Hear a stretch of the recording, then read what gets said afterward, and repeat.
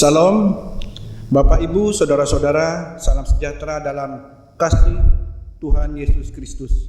Selamat beribadah pada hari ini, Minggu tanggal 20 Desember tahun 2020. Liturgi yang kita pergunakan adalah liturgi khusus dalam rangka kita memasuki minggu-minggu Advent. Pada hari ini kita memasuki minggu Advent yang keempat.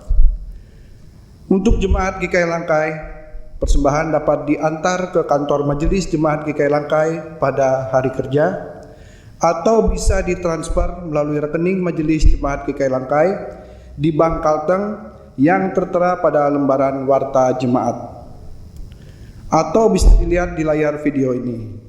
Apabila sudah melakukan transfer, bisa menyampaikan kepada bendahara. Baiklah, kita memulai ibadah kita. Jemaat dimohon berdiri dan menyanyi dari Kidung Jemaat nomor 87 bait 1 dan 2. Gapuramu lapangkanlah.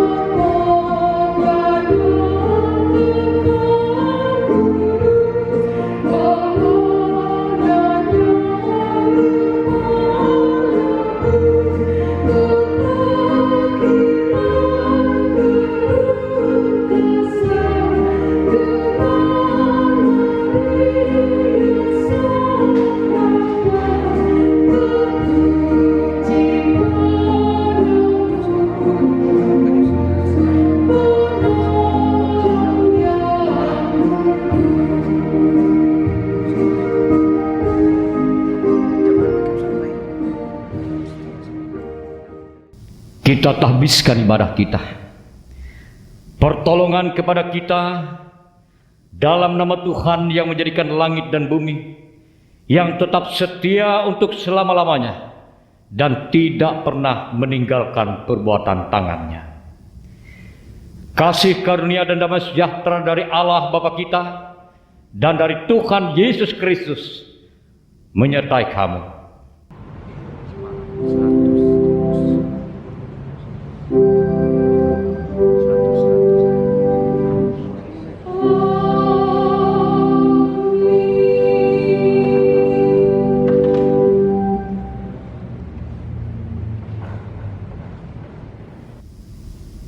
Jemaat, duduk kembali. Dengarkanlah nas pembimbing yang diambil dari Mazmur pasal 25 ayat 4 dan 5 yang demikian bunyinya. Beritahukanlah jalan-jalanmu kepadaku ya Tuhan. Tunjukkanlah itu kepadaku. Bawalah aku berjalan dalam kebenaranmu dan ajarlah aku. Sebab Engkaulah Allah yang menyelamatkan aku. Engkau ku nanti-nantikan sepanjang hari. Jemaat kembali memuji nama Tuhan dari Nyanyikanlah Kidung Baru nomor 119 bait 1 dan 2. Nyanyikan lagi bagiku.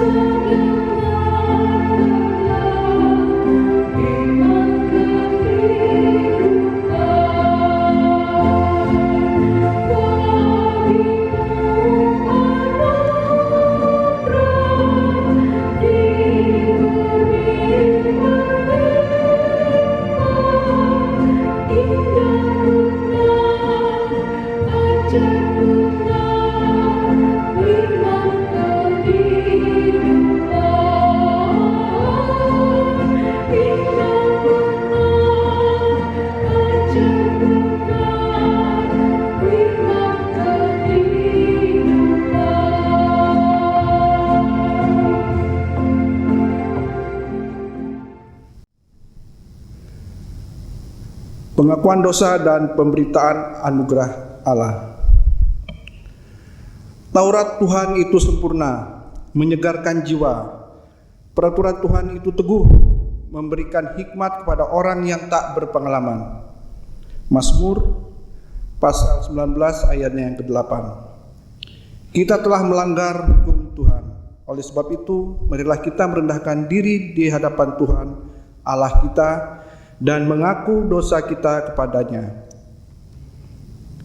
Ya Allah, Bapa kami yang di sorga, kami memuji nama-Mu, karena oleh rahmat dan pengasihan-Mu, Engkau telah mengaruniakan anak-Mu yang tunggal bagi kami sekalian, yaitu Yesus Kristus yang kami nantikan kedatangannya. Kami menyerahkan ke dalam pengasihan-Mu seluruh kehidupan kami yang penuh dengan dosa. Ampuni kami ya Tuhan, buatlah kehidupan kami menjadi baru dan bersihkan hati dan pikiran kami untuk dapat menerima Raja dari segala kemuliaan untuk bertahta di dalam hidup kami. Dialah Yesus Kristus yang datang dalam rupa manusia. Hendaklah iman dan kesetiaan, kekuatan dan persekutuan di dalam Engkau tetap ada dan tidak pernah berubah. Karena hanya Engkaulah tempat kami berlindung dan juru selamat kami. Dalam nama Tuhan Yesus kami berdoa. Amin. Ya Tuhan, datanglah, kasihanilah kami. Kami memberitakan berita anugerah kepada sekalian orang yang telah mengaku dosanya dengan tulus ikhlas. Firman Tuhan dalam Yeremia 33 ayat 8 mengatakan, Aku akan mentahirkan mereka dari segala kesalahan yang mereka lakukan dengan berdosa terhadap Aku. Dan Aku akan mengampuni segala kesalahan yang mereka lakukan dengan berdosa dan dengan memberontak terhadap Aku. Pembacaan Alkitab sesuai dengan nas GKE, Yesaya pasal 61 ayat yang pertama sampai dengan ayat yang ke-11 dengan perikop kabar selamat kepada Sion. Roh Tuhan Allah ada padaku, oleh karena Tuhan telah mengurapi aku. Ia telah mengutus aku untuk menyampaikan kabar baik kepada orang-orang sengsara dan merawat orang-orang yang remuk hati, untuk memberitakan pembebasan kepada orang-orang tawanan dan kepada orang-orang yang terkurung kelepasan dari penjara, untuk memberitakan tahun rahmat Tuhan dan hari pembalasan Allah kita, untuk menghibur semua orang berkabung, untuk mengaruniakan kepada mereka perhiasan kepala ganti abu, minyak untuk pesta ganti kain kabung, nyanyian puji-pujian ganti semangat yang pudar, supaya orang menyebut mereka pohon terbantin kebenaran, tanaman Tuhan untuk memperlihatkan keagungannya. Mereka akan membangun reruntuhan yang sudah berabad-abad dan akan mendirikan kembali tempat-tempat yang sejak dahulu menjadi sunyi. Mereka akan membaharui kota-kota yang runtuh, tempat-tempat yang telah turun-temurun menjadi sunyi.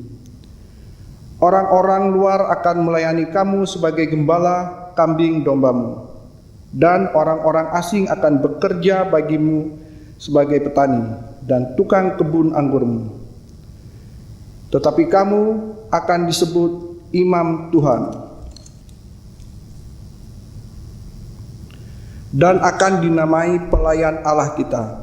Kamu akan menikmati kekayaan bangsa-bangsa dan akan memegahkan diri dengan segala harta benda mereka, sebagai ganti bahwa kamu mendapat malu 2 kali lipat, dan sebagai ganti noda dan ludah yang menjadi bagianmu. Kamu akan mendapat warisan 2 kali lipat di negerimu, dan sukacita abadi akan menjadi kepunyaanmu. Sebab aku, Tuhan, mencintai hukum dan membenci perampasan dan kecurangan. Aku akan memberi upahmu dengan tepat dan akan mengikat perjanjian abadi dengan kamu. Keturunanmu akan terkenal di antara bangsa-bangsa, dan anak cucumu di tengah-tengah suku-suku bangsa, sehingga semua orang yang melihat mereka akan mengakui bahwa mereka adalah keturunan yang diberkati Tuhan. Aku bersukaria di dalam Tuhan, jiwaku bersorak-sorai di dalam Allahku, sebab Ia mengenakan pakaian keselamatan kepadaku dan menyelubungi aku dengan jubah kebenaran, seperti pengantin laki-laki yang mengenakan perhiasan kepala, dan seperti pengantin perempuan yang memakai perhiasannya. Sebab seperti bumi memancarkan tumbuh-tumbuhan, dan seperti kebun menumbuhkan benih yang ditaburkan, demikianlah Tuhan Allah akan menumbuhkan kebenaran dan puji-pujian di depan semua bangsa-bangsa. Demikianlah pembacaan Alkitab, firman pelita bagi kaki kami dan sulur di jalan kami. Amin.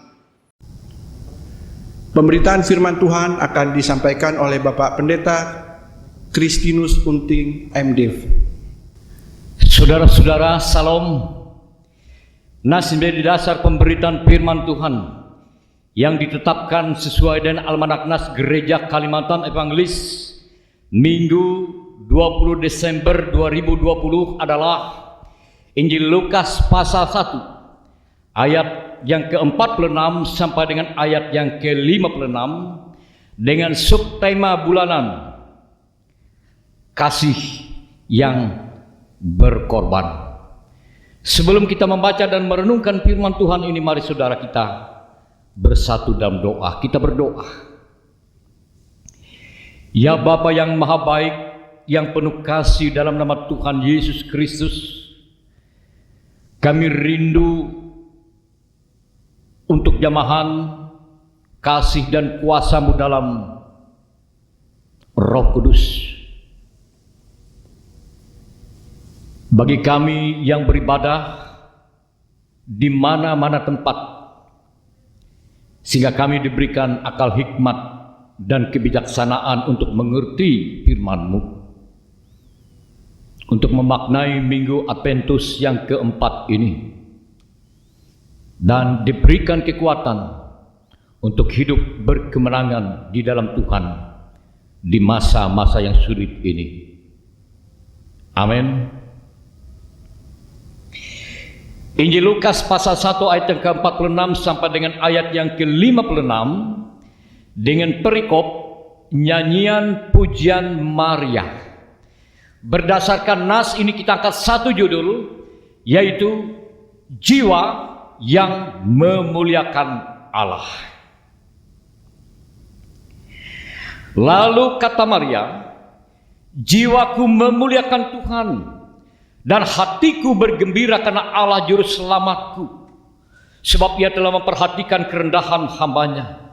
Sesungguhnya mulai dari sekarang segala keturunan akan menyebut aku berbahagia, karena Yang Maha Kuasa telah melakukan perbuatan-perbuatan besar kepadaku, dan namanya adalah kudus. Dan rahmat-Nya turun-temurun atas orang yang takut akan Dia. Ia memperlihatkan kuasa-Nya dengan perbuatan tangan-Nya, dan mencerai-beraikan orang-orang yang congkak hatinya. Ia menurunkan orang-orang yang berkuasa dari tahtanya, dan meninggikan orang-orang yang rendah. Ia melimpahkan segala yang baik kepada orang yang lapar, dan menyuruh orang yang kaya pergi dengan tangan hampa. Ia menolong Israel hamba-Nya, karena Ia mengingat rahmat-Nya, seperti yang dijanjikan kepada nenek moyang kita, kepada Abraham dan keturunannya untuk selama-lamanya. Dan Maria tinggal kira-kira 3 bulan lamanya bersama dengan Elisabet, lalu pulang kembali ke rumahnya. Saudaraku yang dikasihi dan diberkati oleh Tuhan, dimanapun berada, salam. Saudara, kini kita telah memasuki Minggu Advent yang keempat. Di tengah situasi yang sulit ini. Tapi walaupun dalam situasi yang sulit, tidak boleh mengkerdilkan pengharapan kita akan kedatangan Yesus kembali. Tidak boleh melemahkan kita di dalam banyak hal yang akan kita lakukan sebagai anak-anak Tuhan. Kita harus berkemenangan di dalam Tuhan. Mengawali pemberitaan firman Tuhan ini, untuk memaknai minggu Advent yang keempat ini, saya awali dengan satu kisah inspiratif. Demikian. Suatu kali saudara-saudara, dalam rangka perayaan hari besar gereja, dilaksanakanlah kegiatan kerohanian. Dan salah satu kegiatan yang dilakukan adalah kegiatan lomba paduan suara. Jemaat-jemaat yang akan mengikuti lomba mempersiapkan diri berbulan-bulan. Bahkan mereka yang sebelumnya mengikuti kegiatan seperti ini, baik mereka yang telah 3 kali keluar sebagai juara, 1, 2, dan 3, dan juga harapan 1, 2, dan 3, dan juga jemaat lain yang tidak pernah mendapat juara sekalipun, mempersiapkan diri untuk mengikuti kegiatan lomba ini. Namun untuk kali ini saudara, ada yang unik. Panitia yang diinspirasi oleh Roh Kudus melakukan sesuatu yang di luar pada biasanya. Kenapa? Mereka tidak mengundang dewan juri dengan biaya besar atau para juri yang profesional seperti pada umumnya menilai orang-orang menyanyi secara duniawi. Namun panitia menyiapkan orang-orang yang sederhana. Unik. Kenapa? Dan apa alasannya? Karena kegiatan ini, lomba menyanyi ini adalah lomba dalam rangka kegiatan gerejawi yang rohani, bukan lomba menyanyi duniawi. Karena itu mereka mendapat inspirasi dari Allah apa yang harus mereka lakukan. Mereka mencari dan menyiapkan 3 orang dewan juri yang lain pada biasanya. Dengan beberapa alasan, ialah agar yang nanti keluar sebagai pemenang adalah orang yang memang benar-benar juara, bukan hanya menyanyi secara duniawi, tapi ada faktor X yang juga menentukan. Karena dewan juri akan menentukan siapa yang akan menetapkan mereka akan jadi pemenang. Bertepatan yang pertama dipilih seorang juri yang dianggap ahli di bidang teologi. Kebetulan dia seorang hamba Tuhan, namun dia juga adalah ahli di bidang menyanyi karena dia juga pernah sekolah musik. Dia ditetapkan menjadi dewan juri. Lalu juri yang kedua adalah seorang muda, seorang perempuan, seorang pianis gerejawi yang punya hati untuk melayani. Dia melayani di berbagai macam gereja. Dia punya keahlian musik. Lalu yang ketiga, jurinya adalah seorang penetua. Kebetulan seorang penetua ini adalah seorang dokter, seorang psikolog. Walaupun dia seorang dokter, namun dia juga adalah ahli di bidang musik. Dia juga adalah anggota suatu paduan suara sebelum dia pensiun dan sering menjadi pemenang. Lalu 3 dewan juri ini ditetapkan. Para peserta mendaftarkan diri. Lalu singkat cerita, lomba dimulai. Setiap peserta dipanggil menurut urutannya. Dan kegiatan lomba itu cukup lama karena pesertanya begitu antusias untuk mengikuti. Dalam perkiraan banyak orang, saudara-saudara, hampir dipastikan siapa sebenarnya yang akan keluar sebagai pemenang, sebagai juara 1, juara 2, juara 3, dan seterusnya. Karena pada tahun-tahun sebelumnya sudah bisa dilihat ya kemampuan mereka menyanyi. Namun ternyata untuk kali ini sangat berbeda, saudara. Kenapa? Karena ternyata yang keluar sebagai pemenang adalah kelompok paduan suara yang biasa-biasa. Sedangkan mereka yang telah 3 kali juara berturut-turut kok tidak jadi pemenang. Urutannya banyak yang terbalik. Yang harapan 3 bisa jadi juara 2. Dan seterusnya dan seterusnya. Kita pasti tahu apa yang terjadi. Tentu saja protes terjadi. Kenapa kami tidak keluar sebagai pemenang? Padahal kami punya kemampuan menyanyi yang bagus. Kami punya teknik yang bagus. Kami punya koreografi yang bagus, aransemen lagu yang bagus. Kenapa kami kalah? Kenapa kelompok itu yang jadi pemenang?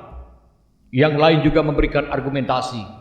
Kami punya kostum yang bagus, tampil yang bagus, bukan hanya menyanyi tapi dengan gerak untuk memukau dewan juri sekiranya mendapat nilai plus, tapi belum cukup untuk menghantarkan mereka menjadi pemenang. Juga komentar-komentar yang lain yang menurut mereka layak untuk menjadi pemenang, tapi kok berbeda. Yang jadi pemenang adalah kelompok yang tidak diperhitungkan, yang biasa-biasa saja, tidak banyak pernak-pernik, kostum pun ya seadanya. Lalu ketua dewan juri menjelaskan karena diminta untuk menjelaskan apa alasannya dewan juri menetapkan para pemenang yang lain dari perkiraan orang yang rata-rata mengerti soal menyanyi. Apa jawab mereka? Ketua dewan juri yang seorang hamba Tuhan itu menjawab, benar saudara, kami menetapkan sebagai pemenang itu adalah ini salah satunya. Dan rata-rata dewan juri mengungkapkan pendapat yang sama tentang satu hal ini, kecuali ada hal-hal khusus yang memang mereka ada sedikit beda alasan, tapi semuanya dirangkum jadi satu, sehingga yang menjadi pemenang itu adalah ditetapkan sesuai dengan kemampuan dewan juri itu. Pada intinya adalah sama. Apa kata sang ketua dewan juri yang kebetulan hamba Tuhan yang juga ahli musik itu? Saudara, kelompok paduan suara saudara memang bagus, menyanyi memang luar biasa. Namun saya berupaya untuk memahami bagaimana cara Tuhan menilai orang menyanyi. Saya tidak hanya melihat mulut mereka menyanyi, tapi saya lebih melihat pada hati mereka menyanyi. Mereka keluar sebagai pemenang karena mereka tidak hanya sekedar menyanyi dengan mulut mereka, tapi lebih karena mereka menyanyi dari jiwa mereka. Alasannya kedua ialah ketika saya pulang pelayanan, anggota paduan suara Anda yang belum ditetapkan sebagai pemenang ini ialah saya sering melihat mereka setelah habis latihan itu minum-minum, kumpul-kumpul pada suatu tempat. Saya lihat yang ibu-ibu, yang perempuan anggota kelompok paduan saudara, kok ada saya lihat di tempat yang remang-remang, di tempat diskotik. Hidup mereka, jiwa mereka, hati mereka belum benar-benar memuliakan Tuhan. Mereka sebagai pemenang karena mereka tidak hanya menyanyi dengan mulut mereka, tapi dengan jiwa mereka. Sementara kelompok paduan suara Anda, selama saya pelayanan 3 tahun ini, hanya 2 kali saya pernah bertemu dengan kelompok paduan suara Anda. Yang pertama ialah ketika uji coba, Anda tampil, kebetulan saya memimpin ibadah. Dan yang kedua, ketika Anda keluar sebagai pemenang. Kebetulan lomba itu berakhir pada Sabtu malam, sehingga pagi ketika juara menyanyi. Lalu minggu berikutnya 1 tahun, 2 tahun, 3 tahun, saya tidak pernah lagi bertemu dengan kelompok sang pemenang. Sementara mereka yang keluar sebagai pemenang itu adalah mereka yang punya hati. Di mana-mana saya pelayanan, saya sering bertemu dengan mereka menyanyi, memuji Tuhan di gereja. Walaupun pada tahun-tahun sebelumnya mereka tidak sebagai pemenang, Tapi mereka tetap memuliakan Tuhan, walaupun mereka tidak menang secara nilai duniawi. Di situ nilai plus mereka. Sementara cara mereka menyanyi pun ya hampir sama sebenarnya. Kemampuan semua yang ikut dalam lomba itu rata-rata sama. Hanya satu yang paling berbeda. Ada yang memuliakan Tuhan dengan hatinya. Ada yang hanya dengan mulutnya. Lalu dewan juri yang kedua, seorang perempuan, seorang pianis gereja, juga mengungkapkan alasan yang hampir sama. Ketika saya melayani gereja di mana-mana tempat mengiringi musik, saya juga jarang bertemu dengan paduan suara. Kecuali mereka yang ditetapkan sebagai pemenang untuk tahun ini. Saya ingat beberapa tahun dulu mereka tidak keluar sebagai pemenang, tapi mereka selalu dalam sukacita melayani Tuhan. Rata-rata dewan juri mengungkapkan satu perkara yang sama. Mereka menyanyi dengan hati mereka, penghayatan mereka, keluar dari lubuk jiwa mereka. Demikian pun juri yang ketiga, seorang dokter, seorang psikolog. Apa jawabnya? Sama. Ketika saya di rumah sakit, yang saya lihat adalah kelompok paduan suara ini. Ketika mereka dalam persekutuan mendoakan orang-orang sakit, ada sebagian dari ibu-ibu mereka saya ketemu di panti asuhan. Mereka juga aktif di bidang sosial. Mereka mengaransemen nyanyian mereka dengan kehidupan, bukan aransemen untuk pujian yang hanya hilang di terpa angin. Saudara-saudaraku yang dikasihi oleh Tuhan Yesus Kristus, kisah ini dapat menjadi penghantar bagi kita untuk memaknai Minggu Adventus yang keempat ini. Yang pertama adalah motif nyanyian pujian Maria. Kita belajar dari motif nyanyian pujian Maria. Pada bagian awal ayat 46 dikatakan, lalu kata Maria, jiwaku memuliakan Tuhan. Jiwaku memuliakan Tuhan. Nas ini tidak mengatakan mulutku memuliakan Tuhan, atau juga kostumku memuliakan Tuhan, hartaku memuliakan Tuhan, tetapi jiwaku memuliakan Tuhan.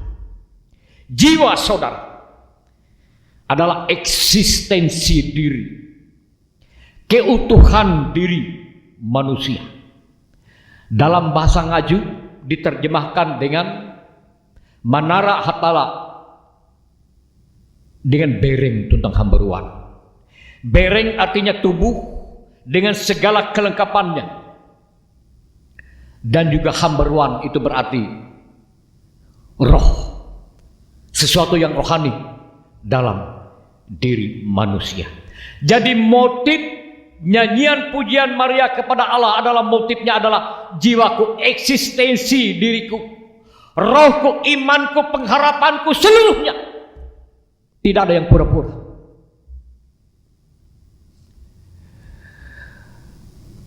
Utuh. Jiwaku memuliakan Tuhan. Jiwaku. Saudara-saudara yang dikasihi dan diberkati oleh Tuhan, pujian kepada Tuhan ibaratkan paduan suara dalam ilustrasi tadi, persis seperti ini. Pujian yang hanya berasal dari mulut akan berakhir setelah lomba, atau juga pujian kepada Allah yang hanya aksesoris, hanya kostum, hanya berakhir selepas turun panggung. Tetapi pujian kepada Allah, jiwaku memuliakan Allah, dia tidak akan pernah luntur oleh apapun. Dan bila kita menelisik lebih dalam nas ini, saudara, tentang keberadaan Maria, jiwaku memuliakan Tuhan, itu tidak sederhana, saudara. Tidak sederhana. Kenapa? Biasanya orang memuliakan Tuhan, orang bersyukur kepada Tuhan ketika situasi menguntungkan. Terima kasih Tuhan karena bisnisku berhasil. Puji Tuhan, terima kasih karena Engkau menyembuhkan aku dari sakit. Terima kasih Tuhan karena Engkau memberikan aku rezeki. Terima kasih, puji syukur kepada Tuhan ketika dalam situasi yang nyaman dan menguntungkan. Berbeda dengan Maria. Maria justru dalam keadaan yang sebaliknya, saudara. Tahukah saudara bila memperhatikan nas dalam Alkitab ketika malaikat menjumpai Maria? Apa berita yang disampaikan oleh malaikat? Berita yang disampaikan oleh malaikat itu bukan sesuatu yang otomatis nyaman secara kedagingan. Maria, bahwa engkau dipakai oleh Allah, engkau akan diberikannya kedudukan tinggi di pemerintahan. Atau Maria, bahwa engkau akan makmur sejahtera secara keuangan, bahwa engkau akan mendapat berkat 5 mobil daripada Tuhan. Tidak. Kenapa? Maria, Allah mau meminjam rahimmu. Kalau diterjemahkan secara bebas, meminjam, mengambil sesuatu dari dirimu. Bersediakah engkau? Siapa mengatakan ini nyaman? Rahim itu bagi seorang perempuan itu suatu kebanggaan tertinggi dalam dirinya. Ketika seorang perempuan melahirkan anak, itu kebahagiaan yang tiada tara. Tapi sekarang Tuhan meminjam rahimmu, wahai Maria. Dalam situasi yang tidak nyaman, seolah-olah kebahagiaannya dirampas. Dan juga risiko yang dihadapinya. Apa risiko yang dihadapinya? Dapatkah saudara bayangkan bila terjadi nanti Maria melahirkan seorang anak tanpa suami? Dan menurut kebiasaan orang Yahudi, jelas-jelas dia akan menghadapi risiko besar. Karena dia akan dirajam, dilempar dengan batu. Dia akan dibunuh. Karena dianggap ini menjadi gangguan, menjadi laknat bagi lingkungannya. Bersediakah engkau? Tapi bagaimana Maria bisa memuliakan Allah? Jiwaku memuliakan Allah. Ada satu hal alasan yang paling prinsip yang membedakan dia dengan orang dunia, saudara. Dan semoga kita juga seperti Maria. Karena dia memiliki akal budi yang telah disterilkan, yang telah dijamah, dikuasai, diubah oleh Tuhan. Roh Kudus akan turun atasmu, kata malaikat. Berarti Roh Kudus itu menguasai pikirannya, sehingga dia mengerti apa maksud Tuhan walaupun itu sulit.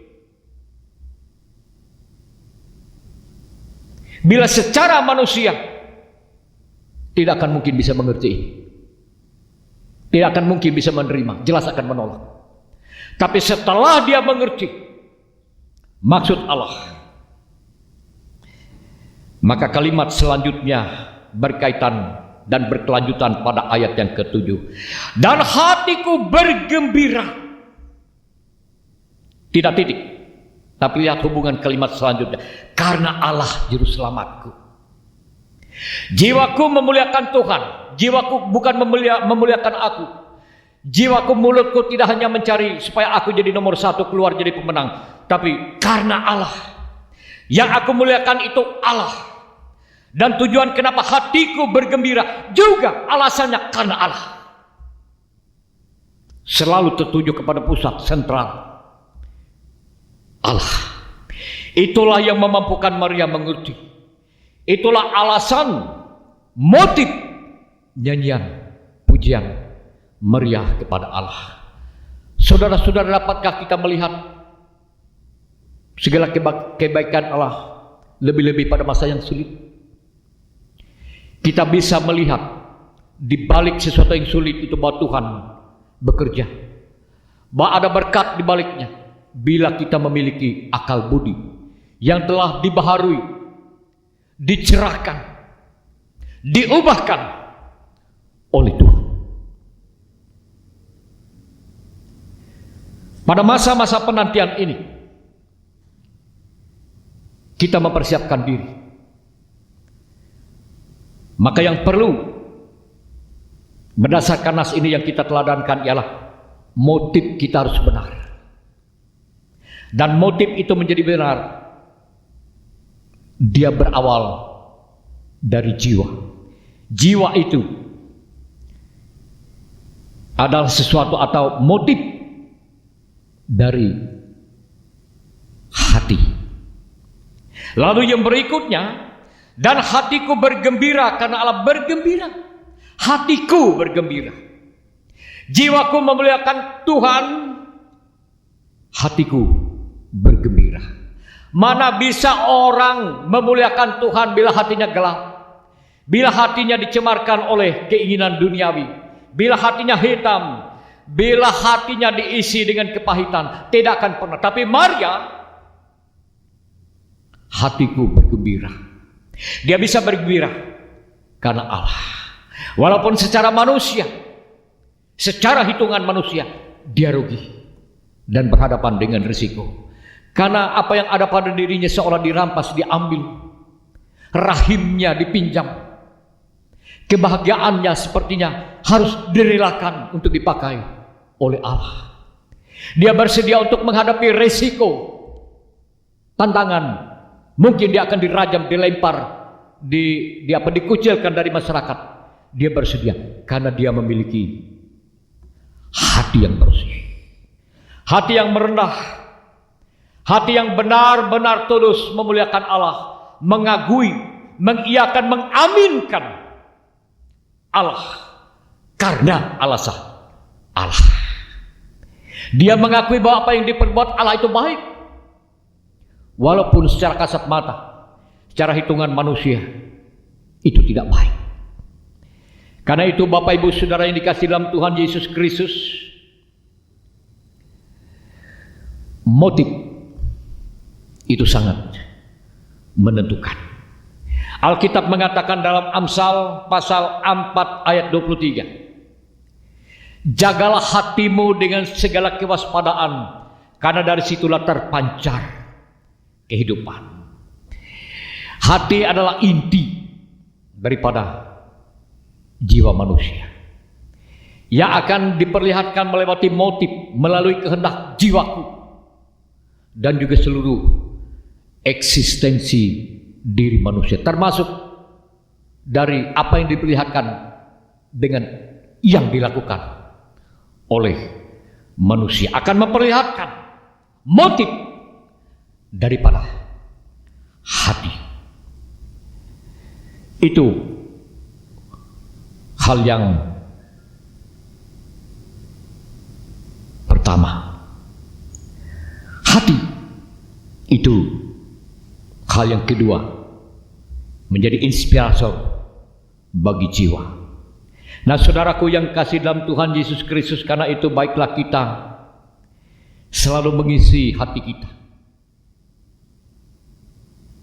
dengan firman Tuhan, membuka diri kita dengan rendah hati kepada Allah, dan meyakini bahwa apa yang Allah lakukan itu baik bagi hidup kita. Karena itu bagi saudara-saudara yang mengalami mungkin perjalanan hidup ini, yang merasa pahit, yang merasa gagal, yang merasa belum melihat masa depan,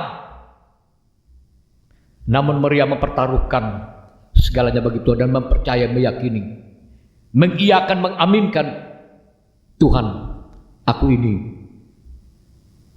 adalah hamba, jadilah seperti apa yang Engkau katakan. Jadi kita harus menyerah penuh kepada kehendak Tuhan. Jadi motif, inspirasi yang kedua, hati. Dan yang ketiga, alasan nyanyian pujian Maria. Saudara-saudaraku yang dikasihi dalam Tuhan Yesus Kristus, bila kita memperhatikan dari 8 alasan yang ada dari ayat 48 sampai ayat yang ke-33 itu, saudara, apa sih alasan Maria kok memuliakan Tuhan? Padahal situasi tidak nyaman, bukan memberikan sesuatu yang baik, yang menguntungkan secara manusiawi, rahimnya dipinjam, berhadapan dengan risiko, kok memuji Tuhan? Terlebih lagi alasannya, bila kita lihat, karena Allah itu adil, karena Allah itu peduli kepada orang kecil, Allah memberkati, Allah menolong Israel hambanya, ayat 34, karena ia mengingat rahmatnya. Ayat 53, seperti yang dijanjikannya kepada nenek moyang kita, kepada Abraham dan keturunannya untuk selama-lamanya. Alasannya ialah sungguh unik, berbeda dari manusia umumnya. Orang akan memuliakan Allah bila apa yang kudapatkan dari Allah itu untukku. Tapi Maria memuji Allah karena dia melihat perbuatan Allah yang besar itu, yang baik, yang memberkati, yang berdampak bagi dunia. Pernahkah saudara berterima kasih kepada Tuhan karena gereja Anda maju, karena situasi bagus, atas seorang yang tidak Anda sukai dia sukses? Ketika orang yang Anda pilih jadi pemimpin kok tidak terpilih, dapatkah Anda bersyukur dan berterima kasih kepada Tuhan? Sulit bukan? Tapi Maria, justru dia melihat kebaikan Allah itu bukan hanya pada dirinya, tapi melihat kebaikan Allah itu bagi dunia, bagi orang lain. Ini yang luar biasa, saudara. Mengajarkan kita untuk rendah hati, untuk berterima kasih kepada Tuhan. Ataupun di tengah-tengah situasi yang sulit, dapat meyakini dan melihat bukan dengan mata biasa, tapi dengan mata iman. Ada maksud Tuhan yang baik. Kita harus tetap kuat, kita sabar, memiliki hikmat untuk mengerti segala sesuatu, bahwa Tuhan itu baik. Walaupun apa yang kita rasa, kita lihat seolah-olah dalam diri ini ada yang kurang, ada yang mengecewakan, ada yang merugikan, ada resiko yang dihadapi. Tapi karena Tuhan, karena Allah juru selamatku, Allah akan melakukan yang baik baginya. Allah juga akan melakukan hal yang baik terlebih bagi kita, anak-anaknya. Tidak ada yang seperti Allah. Dia adil, dia memperhatikan orang kecil, dan Allah di dalam Yesus Kristus itu adalah Allah yang peduli. Immanuel, Allah beserta kita. Saudara-saudara selamat menjalani kehidupan ini dengan kuat meyakini penyertaan Tuhan, menanti kedatangan Tuhan dengan kesabaran, ataupun dalam situasi yang sulit. Namun kita harus melihat bahwa di balik semuanya itu Tuhan bekerja, tidak pernah meninggalkan kita. Sebagaimana Allah peduli kepada Maria, memakai Maria, memilih Maria, walaupun cara Allah itu tidak selalu enak menurut pikiran kita manusia.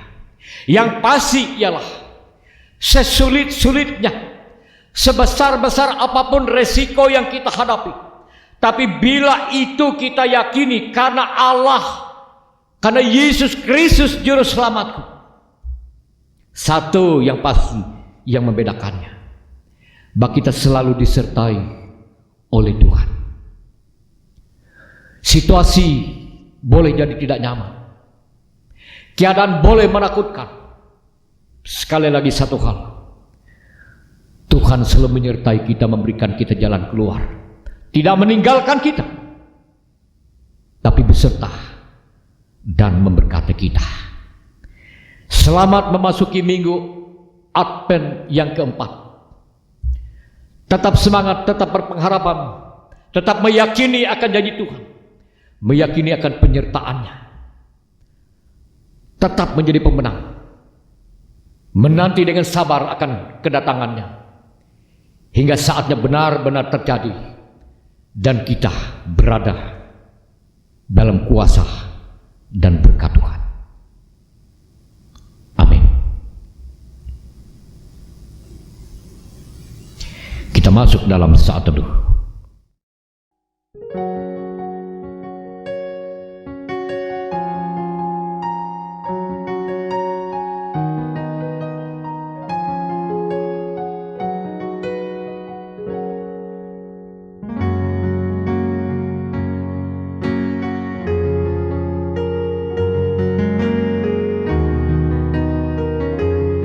Saudara-saudara, kita akan mendengar puji-pujian dari sekolah hari Minggu Jemaat GKI Langkai.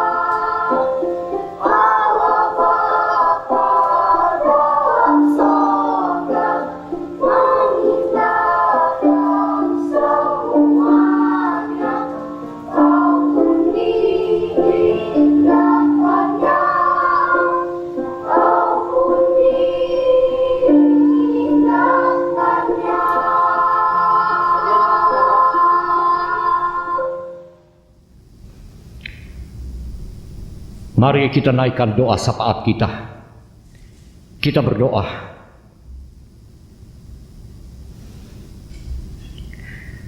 Kami berterima kasih kepada Tuhan karena Engkau selalu membimbing kami, menyertai kami, memberkati kami, bahkan di masa-masa yang sulit ini.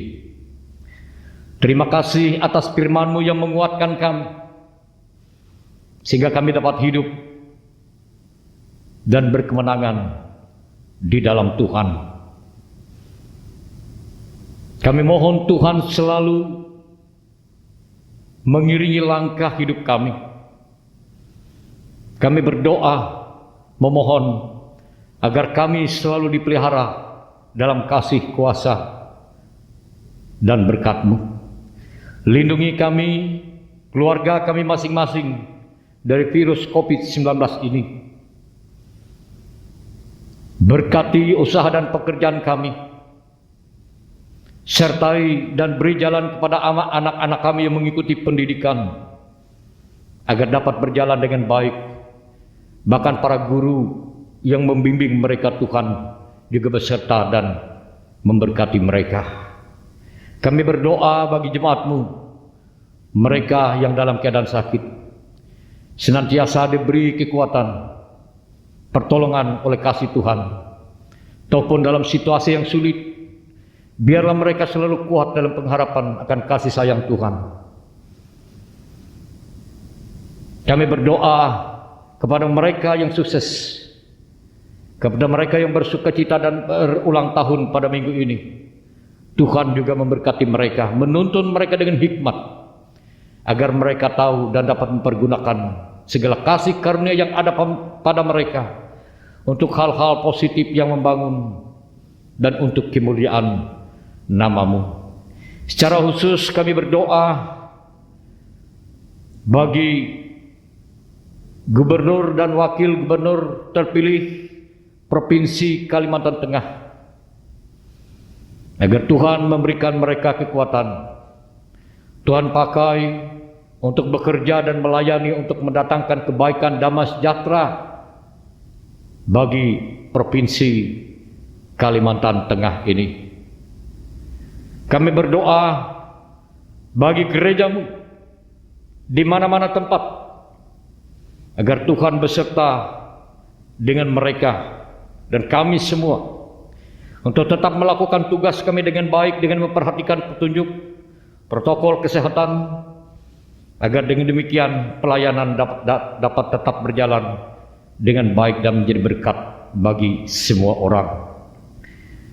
Kami mohon berkat-Mu, pertolongan-Mu, penguatan-Mu kepada Majelis Sinode GKE, kepada resort-resort jemaat di seluruh kawasan GKE, kepada semua hamba-hamba Tuhan. Tuhan memberikan kekuatan, Tuhan memberikan jalan, Tuhan memberikan berkat.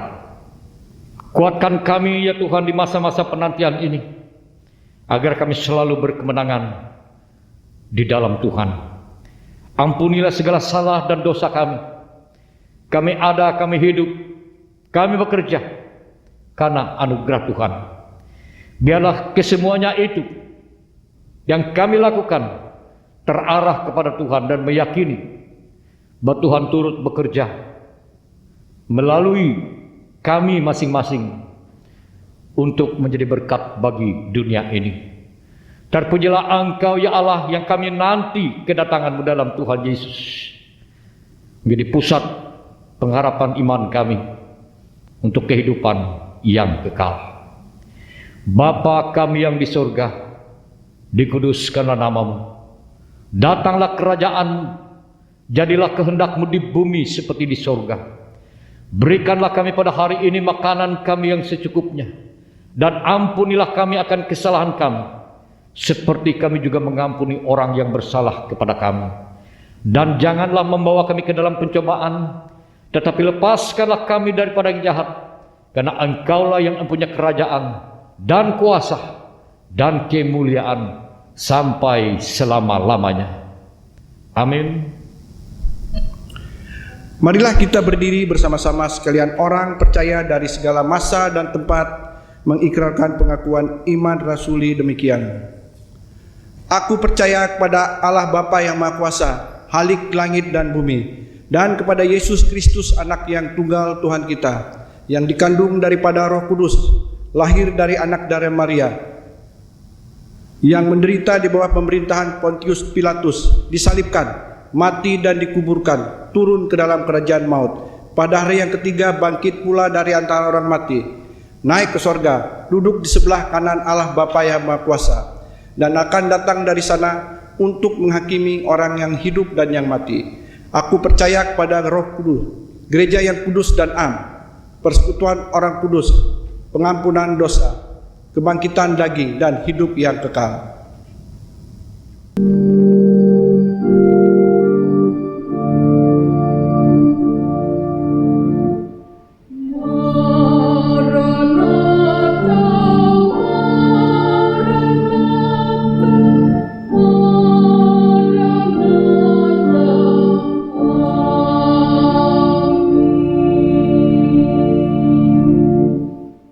Sekarang ada kesempatan bagi kita untuk mempersembahkan persembahan syukur kepada Tuhan.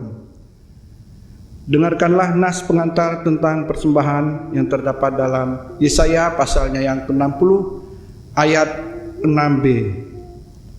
Mereka semua akan datang dari Seba, akan membawa emas dan kemenyan, serta memberitakan perbuatan masyhur Tuhan. Mari kita berdoa. Tuhan Yesus, di minggu Adventus ini kami datang mengucap syukur karena Tuhan selalu memimpin perjalanan hidup kami. Terima kasih untuk berkat Tuhan yang selalu kami terima di sepanjang hidup kami melalui tugas dan pekerjaan. Saat ini kami ingin mempersembahkan persembahan syukur kami. Berkatilah ya Tuhan, agar dapat dipergunakan untuk pelayanan bagi gereja dan sesama kami. Dalam nama Tuhan Yesus Kristus kami berdoa. Amin. Sementara persembahan syukur dikumpulkan, kita menyanyi dari Nyanyikanlah Kidung Baru nomor 1 dan 2. Syukur padamu ya Allah.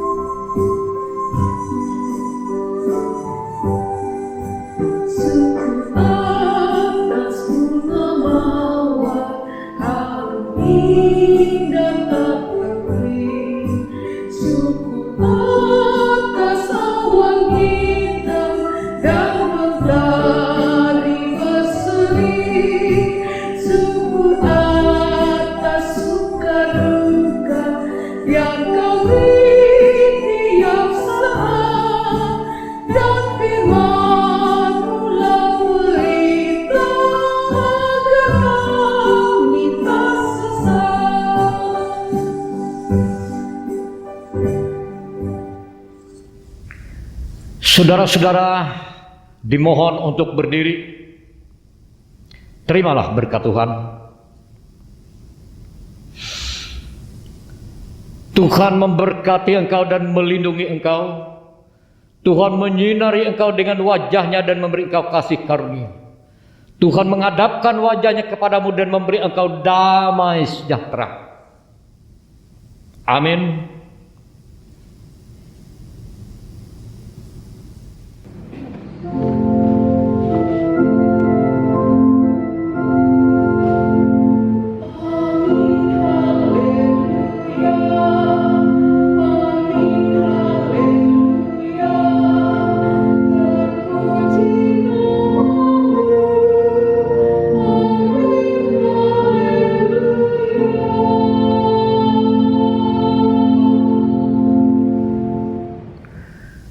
Saudara-saudaraku yang diberkati oleh Tuhan, dimanapun saudara berada, Tuhan selalu beserta dengan saudara semua.